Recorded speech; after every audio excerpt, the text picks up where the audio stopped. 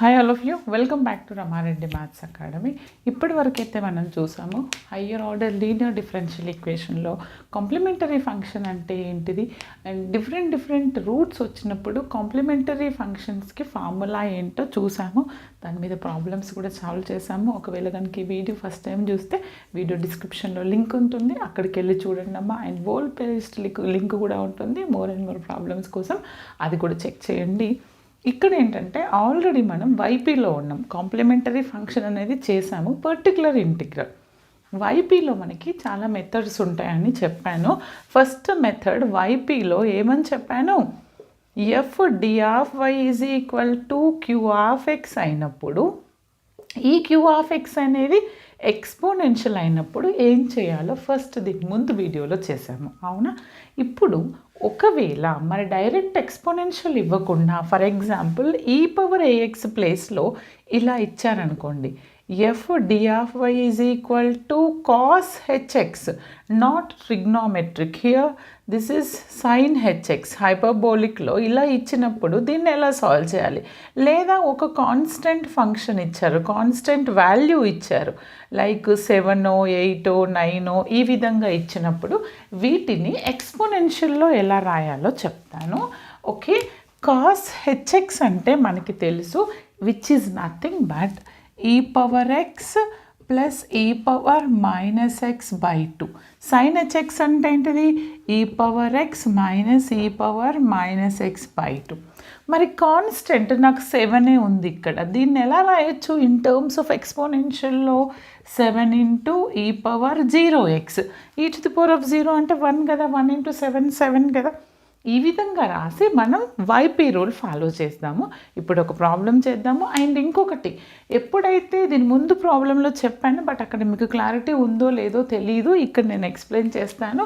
యాక్చువల్గా వైపీ అంటే మనం ఏమన్నాం, 1/f of D into E to the power of A X. Q of X అంటే ఈ పవర్ ఏఎక్స్ తీసుకున్న తర్వాత ఏం చేయాలి, ఇక్కడ డి ప్లేస్లో ఏ సబ్స్టిట్యూట్ చేస్తే ఇది నాకు నాట్ ఈక్వల్ టు 0 వస్తే పర్వాలేదు, కంటిన్యూ చేయండి.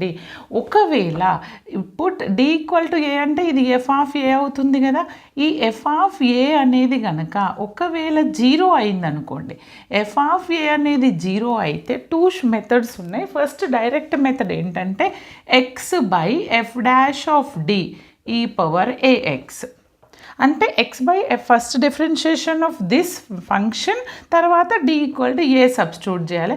ఒకవేళ అగైన్ 0 అయిందనుకోండి ఎఫ్ డాష్ తర్వాత, then write X square by F double dash of D E power A X. ఈ విధంగా కంటిన్యూ చేయాల్సి ఉంటుంది. ఇలాంటి ప్రాబ్లం వచ్చినప్పుడు చెప్తాను.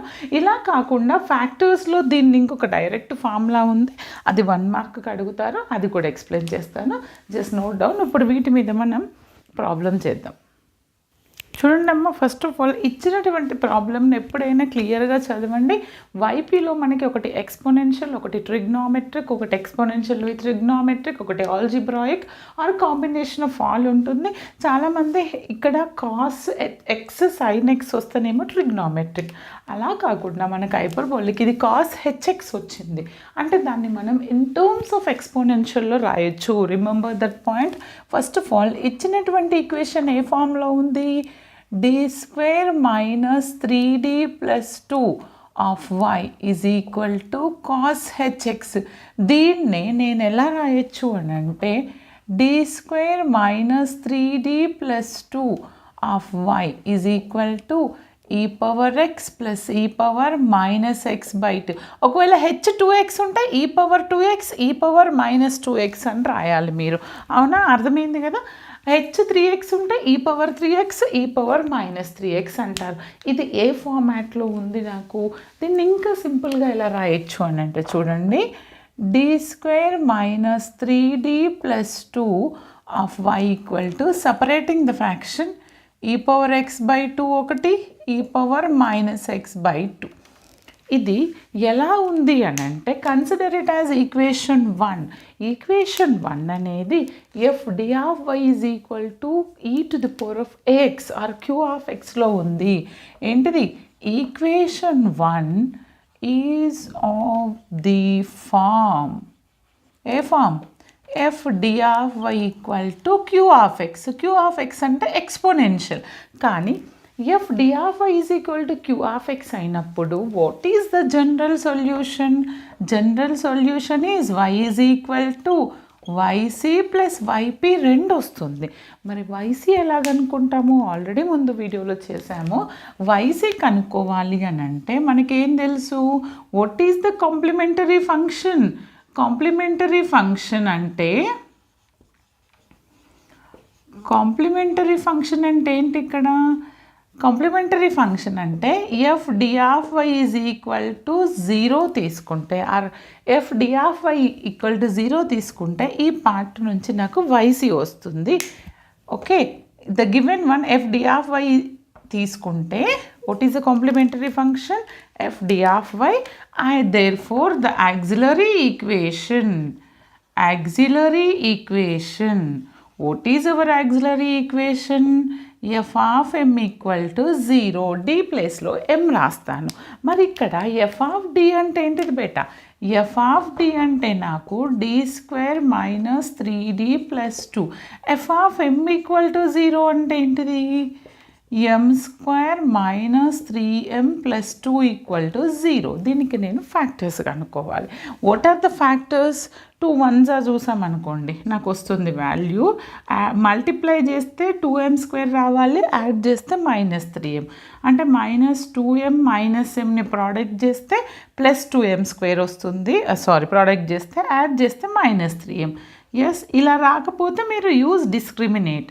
Take m common, m minus 2, minus 1 common, m minus 2. And what are the factors here? m minus 1 equal to 0 and m minus 2 equal to 0. And what is the m values? 1, 2. Is it visible? m కి ఎన్ని factors వచ్చినాయి? 1 and 2 are the factors. మరి ఇప్పుడు నాకు what is the complementary function అంటే నాకు 2 different and real roots వచ్చినాయి. ఎంకి 2 డిఫరెంట్ అండ్ రియల్ రూట్స్ వచ్చినప్పుడు complementary function roots are real and distinct. Therefore roots are real and distinct అంటే different వస్తే what is the complementary function? c1 e to the power of m1x plus c2 e to the power of m2x. m1 అంటే 1, m2 అంటే 2. మరి ఇప్పుడు నా complementary function ఎంత వచ్చింది? e to the power of 1x అంటే x, c2 e to the power of 2x. Okay, this is my complementary function of the given differential equation. ఇంకొకటి తెలుసు, ఇది లేకుండా ఓన్లీ ఈ పార్ట్ ఉన్నప్పుడు కాంప్లిమెంటరీ వస్తుంది. ఇది 2 ఉంటే మనకి పర్టికులర్ ఇంటిగ్రల్ వస్తుంది. మరి ఇప్పుడు పర్టికులర్ ఇంటిగ్రల్ ఎలాగనుకుంటున్నాను? నేను ఆల్రెడీ చెప్పాను పిఐ కనుక్కోవడంలో. What is the P I? Y P equal to 1/f of d into q of x అని రాస్తే you will get the P I. మరి ఇక్కడ what is our f of d? d² minus 3d plus 2. మరి what is our q of x? ఇది మొత్తం q of x, అవునా? Right. e to the power of x/2 plus e power minus x/2. ఇప్పుడు నేను ఇండివిజువల్గా product చేస్తే 2 fractions వస్తాయి. అది ఎలా అని అంటే చూడండి, ఫస్ట్ దిస్ ఇంటూ దిస్ ఏమొస్తుంది? 1/2 ఉంటుంది కదా, 1/2ని హోల్ కామన్ లేదా రెండిట్లో నుంచి హోల్ కామన్ తీసేసిన రాయొచ్చు, లేదా నేను ఇక్కడ కామన్ తీసాను. ఏముంటుంది? e to the power of x/d² minus 3d plus 2. ఇక్కడ కూడా 1/2 కామన్ తీసి రాస్తే e power minus x upon d² minus 3d plus 2. ఇప్పుడు మీరు గుర్తు చేసుకోవాల్సింది ఏంటంటే క్యూ ఆఫ్ ఎక్స్ అనేది ఎక్స్పోనెన్షియల్ ఉన్నప్పుడు మన రూల్ ఏంటిది? Therefore Y P is equal to ఏంటిది? 1/f of d into Q of X E power ఏఎక్స్లో ఉంటే put d is equal to A. ఈ d ప్లేస్లో ఏని సబ్స్టిట్యూట్ చేయాలి. మరి ఇక్కడ ఏ అంటే ఎంత? ఇక్కడ ఫస్ట్ దాంట్లో 1. ఏ అంటే ఎంత? 1. ఇక్కడ ఫస్ట్ ప్లేస్లో నేను put d is equal to 1 అంట ఫస్ట్ ఫ్రాక్షన్లో. ఇక్కడ d ఈజ్ ఈక్వల్ టు -1 అంట. ఓకే. ఇప్పుడు కంటిన్యూ చేస్తే నాకు ఎంత వస్తుంది అని అంటే చూడండి ఎంత వస్తుంది 1/2 d is equal to 1 e power x as it is అంటే 1² మైనస్ 3 ఇంటూ 1 ప్లస్ 2 ఓకే 1/2 ఇక్కడ ఏంటిది d ఈక్వల్ టు -1 అంటే e పవర్ -x బై మీకు అర్థం కావడానికి రాసాను అంతే -1² 3 ఇంటూ -1 ప్లస్ 2 ఇది ఎంత వస్తుంది నాన్న 3 వస్తుంది ఇది 2 వస్తుంది ఇది 1 అంటే +3 -3 0 అయిపోతుంది. ఎప్పుడైనా ఈ వాల్యూ 0 అయినప్పుడు ఏం చేయమని చెప్పాను నేను x by F dash of d అంటే x బై దీని యొక్క డెరివేటివ్ ఎంత d² డెరివేటివ్ 2d అవుతుంది 3d డెరివేటివ్ 3 అవుతుంది ఎందుకంటే లైక్ x² 2x 3x అంటే 3 అవుతుంది into e power x as it is రాయాలి. ఒకవేళ మళ్ళీ సబ్స్టిట్యూషన్లో మీరు d ఈక్వల్ టు 1 సబ్స్టిట్యూట్ చేస్తే 0 అయితే then go for the second derivative x² by second derivative అనాలి. ఇక్కడ చూడండి ఇది కూడా 1 అవుతుంది ఇది 1 ఇక్కడ 0 అవుతుందా చూద్దాం -+3 ఇది +2 2 3 5 6 ఇక్కడ 0 అవ్వట్లే ఎంత వచ్చింది -x/6 వచ్చింది ఇది 1 ఇది 2 ఎంత 3 ఇది మైనస్ ప్లస్ అంటే 6 వచ్చింది. ఓకే ఫైనల్గా నాకు ఎంత వచ్చింది చెప్పండి దిస్ ఈజ్ ఇంకా అండి ఇలా ఉన్నప్పుడు మనం అగైన్ పుట్ ఇక్కడ చేయలేదు put d is equal to what 1 మళ్ళీ సబ్స్టిట్యూట్ చేయాలి ఇక్కడ d అనేది రెడ్యూస్ అయ్యేంత వరకు అంటే x/2 into 1 -3 okay e power x plus e power -x/12 దీన్ని సాల్వ్ చేస్తే ఇక్కడ 2 - 3 -1 అంటే minus x e power x by ఎంత 2 మిగులుతుంది ఇక్కడ e to the power of -x/12. ఇప్పుడు మరి జనరల్ సొల్యూషన్ అంటే ఏమని చెప్పాను yc ప్లస్ yp అవునా ఎలా రాయాలి ఇప్పుడు నేను జనరల్ సొల్యూషన్ చూడండి ఇక్కడ రాస్తున్నాను ఫైనల్ సొల్యూషన్ తీసుకొచ్చి therefore general solution y is equal to yc అంటే this value c1 e power x plus c2 e power 2x yp this is our yp okay what is that -x e power x/2 ఒకటి e power -x/12 this is my general solution of the given differential equation. అర్థమైంది కదా.